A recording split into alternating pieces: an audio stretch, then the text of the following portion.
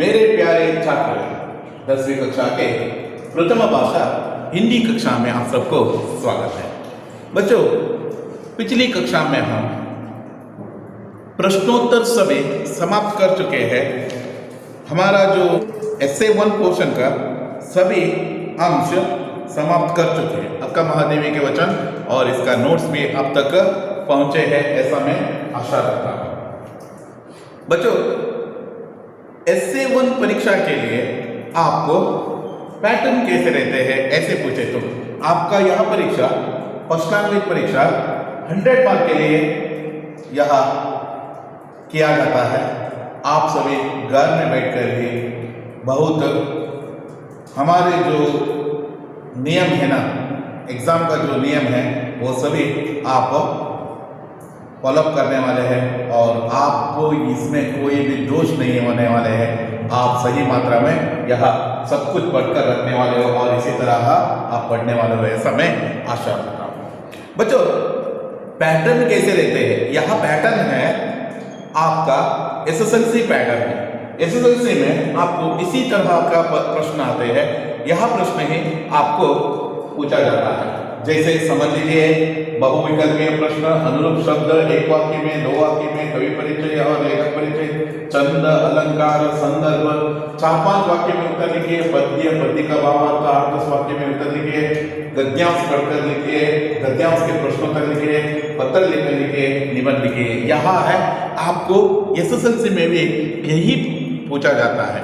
आपको यह mid term परीक्षा आपके लिए कुछ नियमित जो पाठों से संबंधित रहने के कारण से आपको इसके बारे में सोचना है, किस तरह जो यहाँ लिखते हैं।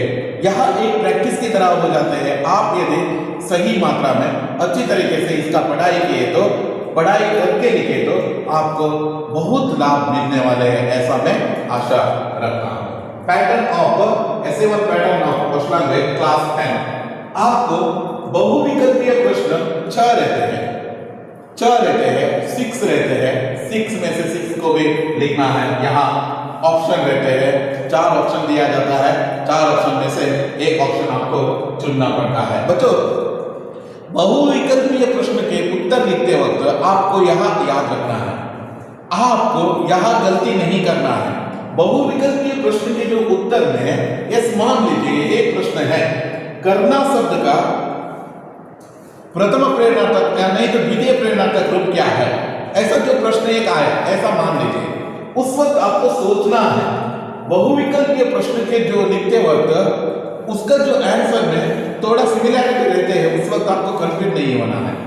यह करना शब्द का द्वितीय प्रेरणार्थक रूप क्या है, यह प्रश्न पूछे, उस वक्त आपको सोचे तो इसमें समझ लीजिए अ करना, कराना,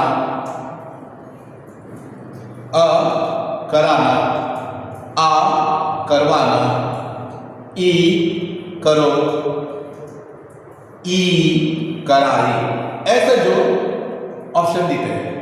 ऑप्शन दिए तो आपको यहां उत्तर लिखते वक्त प्रश्न नंबर 1 है, उत्तर है, उत्तर आपको लिखना है। प्रश्न नंबर 1 फर्स्ट मेन में 1 है और उसका आंसर लिखते वक्त आपको ऑप्शन के साथ ही आंसर लिखना है। आ करवाना, आपको ऐसे ही लिखना है, आपको बिना ऑप्शन से नहीं लिखना है। ऑप्शन लिखना अत्यंत अनिवार्य माना जाता है।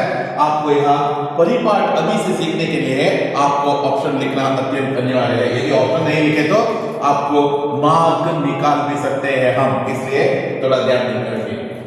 अनुरूप शब्द है, 2 शब्दों का संबंध लिखना है, वैसे ही तीसरा शब्द का संबंध भी आपको लिखना पड़ता है। अनुरूप शब्द है, वहां भी आपको 4 देते हैं, आपको चारों के चारों भी लिखना पड़ता है।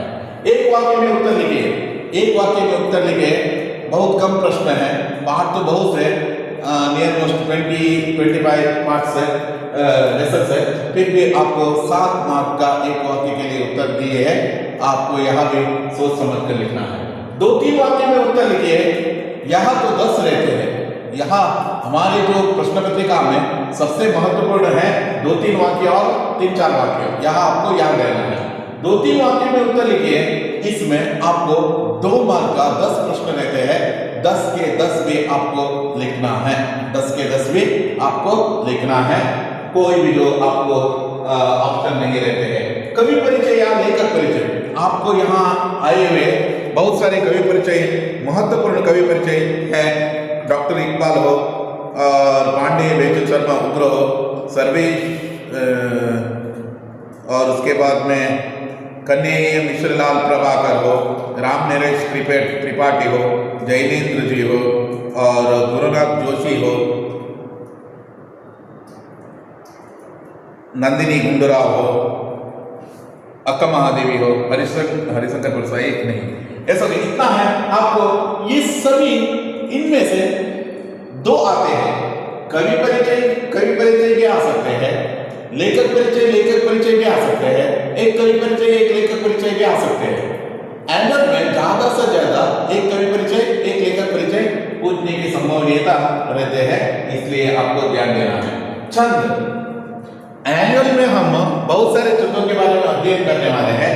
इस बार मात्र पिछली कक्षा में मैं कहा हूं दोहा छंद के बारे में आपको लिखना है। दोहा छंद के जो डेफिनेशन आप लिख लीजिए, उसका छंद पहचान कर लिखिए। अलंकार है, अलंकार आपको यहां से आए हुए हैं, पहला पद्य में आया हुआ अलंकार है रूपक अलंकार, उसके बारे में थोड़ा लिखना है। संदर्भ तो यहाँ 3 संदर्भ आपको पाठ से रहते हैं, एक संदर्भ आपको पद्य से रहते हैं, टोटली 3 मार्क का है। संदर्भ लिखते वक्त आपको प्लीज यहाँ याद रखना है कि पहले पद्य का नाम लिखना है, नेक्स्ट कवि का और लेखक का नाम लिखना है, उसके बाद में ही आपको संदर्भ लिखना है। संदर्भ पाठ का जो संदर्भ है तो किसने किसको कहा, यहाँ भी आपको संबोधित करना है, यहाँ अत्यंत अनिवार्य कहलाते हैं, प्लीज आपको यहाँ ध्यान देना है संदर्भ के बारे में लिखते हुए। 4-5 वाक्य में उत्तर लिखिए, यहाँ भी आपके लिए एक बड़ा प्रश्न रहते हैं, 3 प्रश्न रहते हैं, तीनों के तीनों भी आपको लिखना पड़ता है, देयर इज नो ऑप्शन। पद्य है, पद्य आपके लिए जीवन संदेश नामक पद्य है, 2 प्यारा आपको कंठस्थ करने के लिए है, मिनिमम 1 प्यारा आपको कंठस्थ कर रखना है। ऑप्शन भी दे सकते हैं, नहीं तो नहीं दिया तो भी आपको लिखना पड़ता है, मैक्सिमम ऑप्शन देते हैं, आपको याद रखना है। पद्य का बावल आपके लिए पद्य है, एक तो सारे जहां से अच्छा, दूसरा जीवन संदेश है, तीसरा अक्का महादेवी के वचन, इतना है। यहाँ पद्य का जो भाव आते हैं, पद्य देते हैं, उस पद्य में आपको पढ़ना है और साथ ही साथ आपको लिखना भी है। ज्यादा से ज्यादा बड़ा एक्सप्लेनेशन इसमें रहते हैं, अक्का महादेवी के वचन और सारे जहां से अच्छा, इस पद्य से पूछ सकते हैं, वहां देते हैं, पूर्ण तरीके से आपको उसका लिखना पड़ता है। 8-10 वाक्य में उत्तर लिखे, यहाँ 2 प्रश्न रहते हैं, दोनों भी लिखना पड़ता है, लेकिन 8-10 वाक्य में उत्तर लिखने के लिए आपको ऑप्शन दिया जाता है, यहाँ नहीं तो दूसरा लिख लीजिए। एक ही पाठ का एक प्रश्न ऑप्शन के रूप में रहते हैं, आपको ऑप्शन सही मात्रा में सिलेक्ट करना है। बच्चों, अगला जो हमारा जो भाग है गद्यांश प्रश्नोत्तर। गद्यांश प्रश्नोत्तर, इस अब तक आप एक गद्यांश पढ़कर 4 प्रश्नोत्तर लिखना यहाँ सीख लिए हैं, लेकिन यहाँ गद्यांश थोड़ा बड़ा गद्यांश रहते हैं और यहाँ मात्र 2 प्रश्न रहते हैं। मात्र 2 प्रश्न में आपको दोनों प्रश्न का भी उत्तर लिखना है। आपको यहाँ एक प्रश्न का छोटा आंसर नहीं लिखकर रखना है, बड़ा आंसर लिखना पड़ता है। लगभग 3-4 सेंटेंस में आपको यहाँ प्रश्नोत्तर लिखना पड़ता है, वहां देते हैं, वहां देखकर ही लिखना है प्रश्नोत्तर। पत्र लेखन में आपको पिताजी के लिए पत्र पूछ सकते हैं, चिट्ठी पत्र पूछ सकते हैं और ऑफिशियल लेटर पूछ सकते हैं। आपको आपके टेक्स्ट बुक में है, फिर भी आपको पिताजी के लिए पत्र मालूम है और चिट्ठी पत्र भी मालूम है।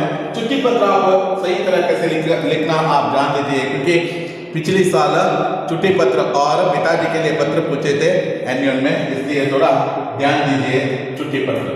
निबंध लिखना है, निबंध आपके लिए है, देखिए पेज नंबर आपको कह देता हूं,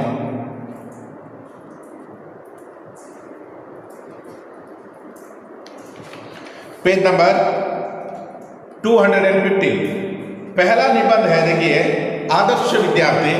आदर्श विद्यार्थी के बारे में आपको लिखकर रखना है निबंध पुस्तक में। और दूसरा है दूरदर्शन के बारे में भी पूछ सकते हैं। अब आप यहाँ का ही पढ़ लीजिए, एग्जाम खत्म होते ही आपको यह तीनों निबंध अपने ऐसे बुक में लिख कर रखना है।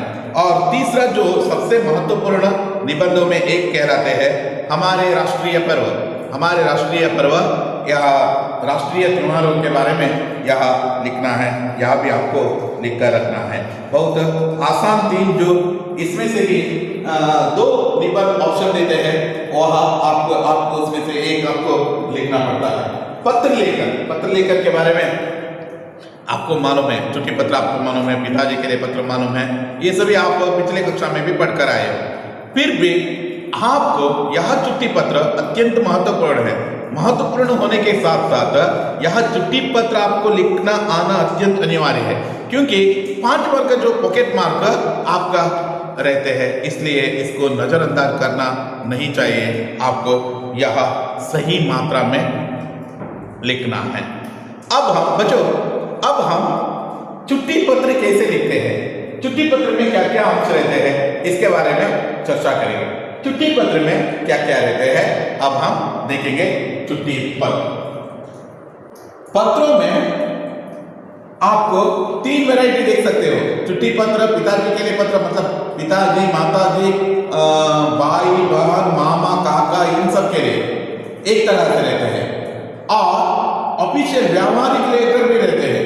यदि जो बिजली ठीक तरीके से काम नहीं करते हैं वह है तो हमारे गांव में ग्रंथालय रचना करने के लिए वहाँ है, तो नहीं तो पुस्तक मांगते हुए एक पुस्तकालय को पुस्तक के भेजने के लिए यहाँ रिक्वेस्ट करते हैं। ये सभी आप एनुअल एग्जाम से पहले इन सभी जो लेटर के बारे में हम चर्चा करने वाले हैं। अब आप एकमात्र जो लेटर देखेंगे हम चिट्ठी पत्र लिखना आना अत्यंत अनिवार्य है। चिट्ठी पत्र देखेंगे बच्चों। हिंदी प्रश्नोत्तर में सबसे आसान प्रश्न है और हिंदी परीक्षा पत्रिका में सबसे महत्वपूर्ण प्रश्नों में एक है पत्र है। उसमें से आपको सबसे महत्वपूर्ण कहलाते हैं यह चिट्ठी पत्र। चिट्ठी पत्र में क्या क्या रहते हैं यहाँ देखना है तो बस सबसे महत्वपूर्ण है बच्चों। यह आप जान लिए तो एक बार जान लिए तो आपको यह टेंशन लेने की जरूरत ही नहीं है, क्योंकि यह तो हम पॉकेट मार्क की तरह सदैव अपने पास रख सकते हैं। 5 मार्क के लिए पूछते हैं, पांचों मार्क पे आपको यह पॉकेट मार्क की तरह आते हैं। 100 मार्क की जब परीक्षा होते हैं, नहीं तो 80 मार्क के फर्स्ट लैंग्वेज हो, थर्ड लैंग्वेज हो, चाहे कोई भी लैंग्वेज में आपको यह पत्र लिखना आना सबसे महत्वपूर्ण है। उसमें से चिट्ठी पत्र लिखना आना अत्यंत महत्वपूर्ण कहलाते हैं। आज वैसे रहने वाले चिट्ठी पत्र कैसे लिखते हैं, चिट्ठी पत्र में क्या क्या भाग है, यह सभी हम आज की कक्षा में चर्चा करने वाले हैं बच्चों। चिट्ठी पत्र है, एक चिट्ठी पत्र यहाँ दिया हूं और एक और चिट्ठी पत्र आपको पीडीएफ के जरिए आप तक पहुंचते हैं। दूसरा है उस चिट्ठी पत्र में एक लड़की रहते हैं। लड़की देखिए, लड़की लेटर केस लिखे तो कैसे जो चेंजेस करना पड़ता है, लड़का यहाँ लेटर लिखे तो क्या क्या चेंजेस आपको करना पड़ता है, ये सभी हम देखेंगे। Yes okay. चिट्ठी पत्र है 15/12/2020। दिनांक का नाम लिखना है आपको। दिनांक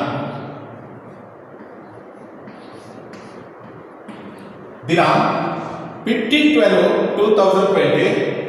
प्रेषक राम, यह लेटर लिखने वाला राम है। 9वीं कक्षा है, इंद्राजी प्रौढ़शाला है, उडुपी 576102। इंद्राजी आंग्ल माध्यम प्रौढ़शाला यह भी लिख सकते हो, थोड़ा लंबा हो जाता है इसलिए मैं शॉर्ट करके इंद्राजी प्रौढ़शाला लिखा हूं इंद्राणी उडुपी। वैसे सेवा में टू यारिगे पत्र लिखा, प्रधान अध्यापक को आप पत्र लिख रहे हो, प्रधान अध्यापक को पत्र लिख रहे हो, प्रधान अध्यापक को पत्र लिखते वक्त क्या क्या मेंशन करना है? देखिए यहां आप प्रधान अध्यापक को पत्र लिख रहे हैं, यहां नवी कक्षा लिखे है ना, वैसे ही आप यहां नवी कक्षा नहीं लिख सकते, क्योंकि प्रधान अध्यापक पूरे जो पाठशाला प्रौढ़शाला के लिए प्रधान अध्यापक है, आपका कक्षाध्यापक नहीं है। वहां मालूम रहना है प्रधान अध्यापक और कक्षाध्यापक के बीच में जो सिमिलैरिटी नहीं रहती है, आपको यहां भी मालूम रहना है।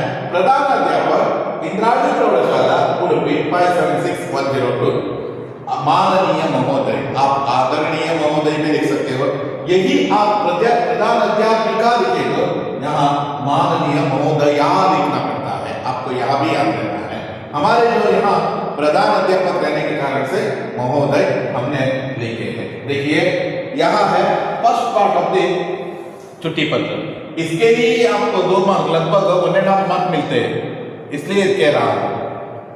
माननीय महोदय होने के बाद में महोदय के नीचे विषय लिखना है, विषय महोदय के नीचे ही लिखना है, नेक्स्ट लाइन में ही लिखना है विषय। विषय क्या है, विषय क्यों लिखते हैं? विषय यहाँ सबसे महत्वपूर्ण है।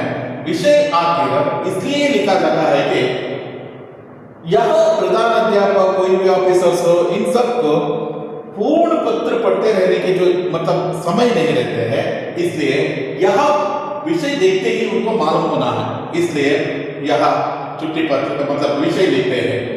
3 दिन की छुट्टी की प्रार्थना, देखिए यहाँ छुट्टी पत्र लेकर आया है, छुट्टी मांगते हुए यहाँ आया है, ऐसा सीधा से सीधा समझ सकते। उपरयुक्त विषय के संबंध में से उपरयुक्त मतलब ऊपर उक्त, उक्त मतलब उपरयुक्त मतलब 3 दिन की छुट्टी की प्रार्थना यहाँ है। उपरयुक्त विषय के संबंध में आपसे निवेदन है कि, कौन सा की उपयोग हुआ है?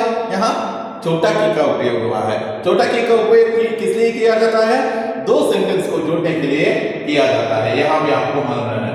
उपरयुक्त विषय के संबंध में आपसे निवेदन है, रिक्वेस्ट है कि दिनांक 16, देखिए यहाँ 15 तारीख को आप लेटर लिख रहे हो, इसलिए 16 वेरी नेक्स्ट डे से ही 16, 17, 18 क्योंकि 3 दिन की छुट्टी है।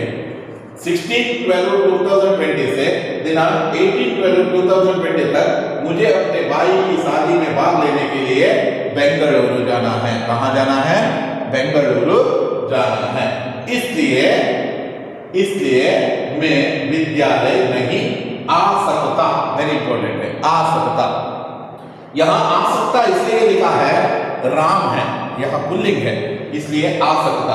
यदि वहां स्त्रीलिंग जो शब्द रहा तो, सुधा नामक जो शब्द रहा तो आ सकती लिखना है, आपको यह चेंजेस करना पड़ता है।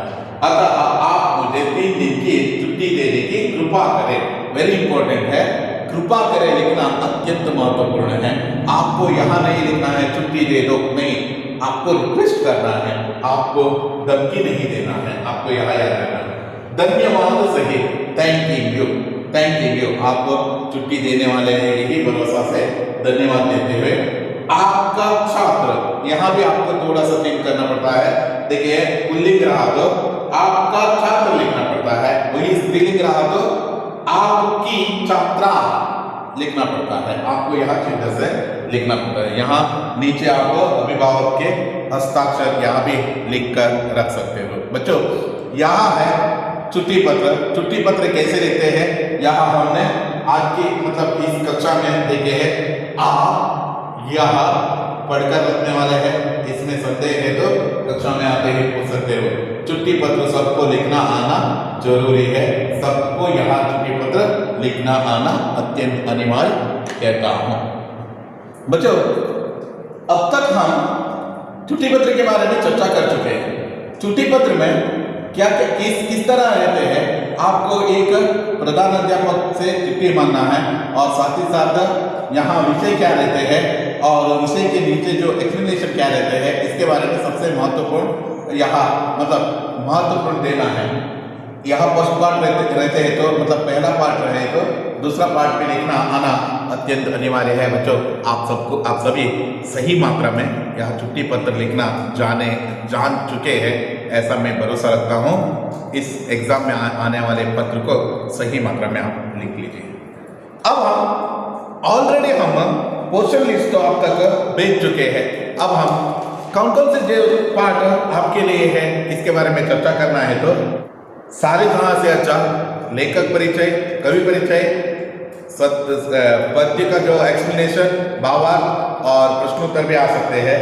रुपया बोलता है, ये भी एक महत्वपूर्ण प्रश्न है, पाठ कहलाते हैं। इसमें से भी आपको लेखक परिचय, पांडेय, बेचन शर्मा, उग्र और साथ ही साथ आपको संदर्भ के लिए आ सकते हैं, प्रश्नोत्तर आ सकते हैं और बहुत सारे ग्रामर संबंधी विचार भी आ सकते हैं।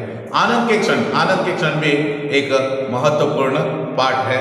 यहाँ पाठ से भी आपको बहुत सारे प्रश्न पूछ सकते हैं। जीवन संदेश आपको सबसे महत्वपूर्ण पद्य है आपके लिए 10वीं कक्षा में। यह पद्य है, आप यह पद्य ध्यानपूर्वक तरीके से पढ़कर रखिए। यह पद्य कंठस्थ करने के लिए है। अपना पराया, यहाँ भी आपको संदर्भ पूछ सकते हैं, लेखक परिचय पूछ सकते हैं, प्रश्नोत्तर पूछ सकते हैं। बहुत सारे जो प्रश्न इस बार से आ सकते हैं। परिश्रम सफलता की कुंजी, यहाँ एक अपठित गद्य है, इससे 2 मार्क या नहीं तो 1 मार्क का प्रश्न आ सकते हैं। कर्नाटक कुल पुरोहित आलूर वेंकटराव, यहाँ भी एक बड़ा प्रश्न के लिए बहुत महत्वपूर्ण जो पाठ कहलाते हैं। अक्का महादेवी के वचन, यहाँ बहुत पावरफुल और साथ ही साथ बहुत मोस्ट इम्पॉर्टेंट जो पद्यों में एक है। भावार्थ लिखना और प्रश्नोत्तर लिखना, एक वाक्य में उत्तर लिखना, ग्रामर, अंश, ये सभी इस पद्य से आ सकते हैं। इस तरह हम पूर्ण सभी पाठों के और पोर्शन के और पैटर्न के, इन सभी विचारों के बारे में हम अध्ययन कर चुके हैं। अब हम अगला पाठ के बारे में देखेंगे। आगे का जो पाठ है सदाचार का काव्य, एक सुंदर पाठ है। इसमें आप हरिशंकर परसाई जी द्वारा रचित सदाचार का ताबीर नामक पाठ है। एक सुंदर पाठ। इसमें भ्रष्टाचार के बारे में किस तरह पर्दाफाश किया हुआ है, इसके बारे में हम आज की कक्षा में हम चर्चा करने वाले हैं। बच्चों, अब हम देखेंगे सदाचार का ताबीर। पाठ 11 सदाचार का ताबीर एक सुंदर पाठ है। इस पाठ में व्यंग्य लेखन के शिखर पुरुष कहने वाले हरिशंकर परसाई जी भ्रष्टाचार, घूसखोरी और समाज में किस तरह रिश्वत का वातावरण है, इन सभी विचारों के बारे में एक सुंदर तरीके से अपना वर्णन किया हुआ है। सरकारी तंत्र और समाज में रहने वाले अंधविश्वास का मंत्र तंत्र, डोंगी धर्मगुरु और साथ ही साथ सरकारी कर्मचारियों के दिल में रहने वाले भ्रष्टाचार, इस विचार को लेकर इतना जो नचाया है, लोगों को ऐसे भी जो भ्रष्टाचार समाज में देख सकते हैं हम, ऐसा महसूस कराया है। बहुत सुंदर जो लेख लिखते हैं, जो अपने जो आंखों से देखते हैं ना, जो समाज में है ना, उसको व्यंग्य तरीके से वर्णन करना ही इस हरिशंकर परसाई जी का विशेष गुण कहलाते हैं। इसको व्यंग्य लेखन का शिखर पुरुष कहलाते हैं। आपको यहाँ याद रहना है, व्यंग्य लेखन का शिखर पुरुष भी कहलाते हैं। हमारे उडुपी तो बहुत वेल एजुकेटेड एरिया है। आपको उनके गले में यह ताबीर देखना थोड़ा असंभव ही लगते हैं, लेकिन कुछ ऐसे भी लोग रहते हैं, आप शायद आपके घर में काम करने के लिए आने वाले व्यक्ति हो, और नहीं तो कुछ वैसे मतलब गरीबी से जीने वाले व्यक्ति हो, और कुछ अन्य लोग भी अपने जो शोल्डर पर और यहाँ और अपने पॉकेट में ताबीज रखते हैं। ताबीज रखने से अपने आप को मनस शांति प्राप्त करते हैं। यहां तंत्र से मंत्र से कुछ नहीं होने वाला है। जो कुछ भी करना है तो सिस्टम में बदलाव करो। इलेक्शन आ रहे हैं, इलेक्शन में सभी आपके माता पिता सभी भाग लेते हैं। सोच समझकर वोट डालना है, क्योंकि हमें 5 साल तक जो अब हमारे लिए अच्छे काम करने वाले व्यक्ति मिलते हैं ना, उनको वोट डालना है। ऐसा किया तो आप क्या है, उत्तम समाज निर्माण कर सकते हो। नहीं तो आप ऐसे वैसे तंत्र मंत्र पर विश्वास रखने वाले व्यक्तियों पर भरोसा रखकर उनको वोट डाले तो आप और भी अंधविश्वास में वहां डूबा जा सकते हैं। इसलिए यहां याद रखना है। पहले हम लेखक परिचय देखेंगे, बहुत इंपॉर्टेंट लेखक परिचय है यह। श्रेष्ठ व्यंग्य कहानीकार श्री हरिशंकर परसाई जी का जन्म 1924 को 1924 में हुआ। मध्य प्रदेश के जमानी नामक गांव में हुआ। एमए होने के पश्चात कुछ दिनों तक आपने अध्ययन कार्य किया। तदनंतर साहित्य सृजन से जुट गए। व्यंग्य उनकी लेखन का कला का प्राण है। सभी क्षेत्रों में विसंगतियों की आपकी कहानी का प्रतिफलित हुए हैं। जीवन का कोई भी आयास अपरिहास के बच नहीं सका है। उसकी प्रमुख व्यंग्य कहानी है भोला राम का जीव। 8वीं कक्षा में आपने यह भी देखे हैं। भोला राम का जीव किस तरह एक सुंदर व्यंग्य रचना है। चावल से हीरो तक कचेरी में एक बेकार गांव सड़क बन रही है। पोस्टर एकता, भाइयों और बहनों, निटल्ली की डायरी, एक परिस्थिति की कथा, सदाचार की दावी आदि। ऐसे बहुत सारे जो रचनाएं आपको मिलते हैं।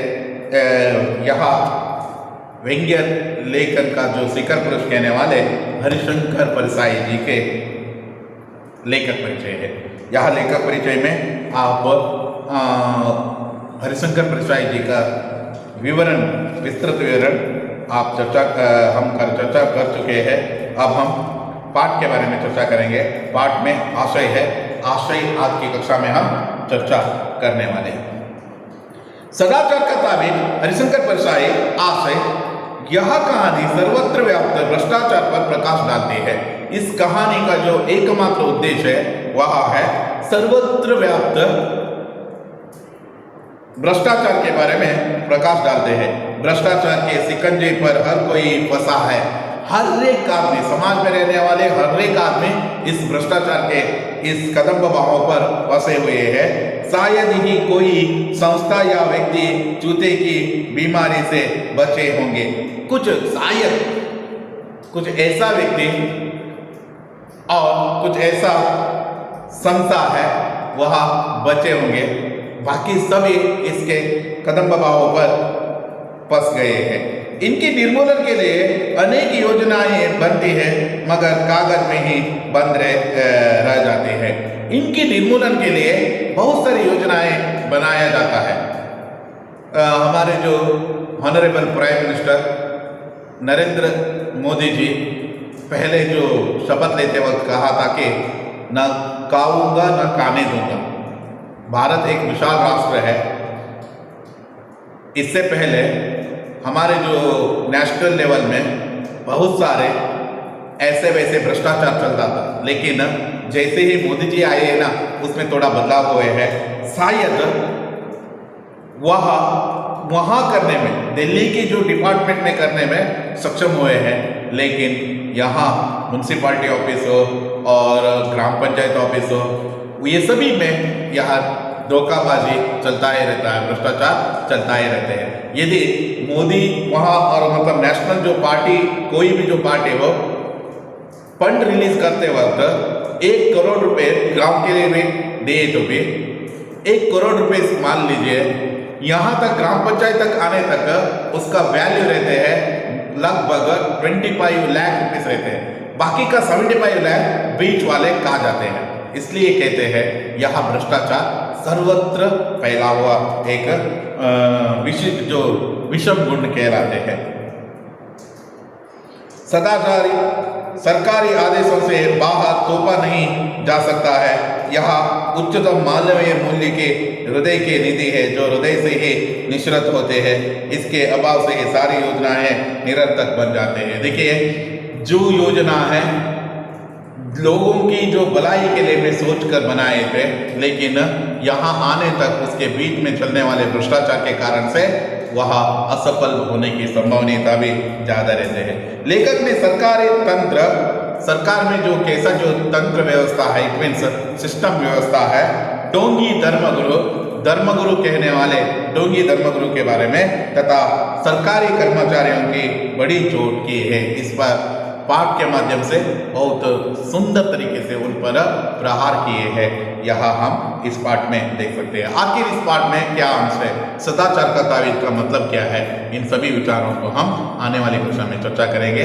यहाँ कहते हुए आज की कक्षा यहाँ समाप्त कर देता हूँ। धन्यवाद।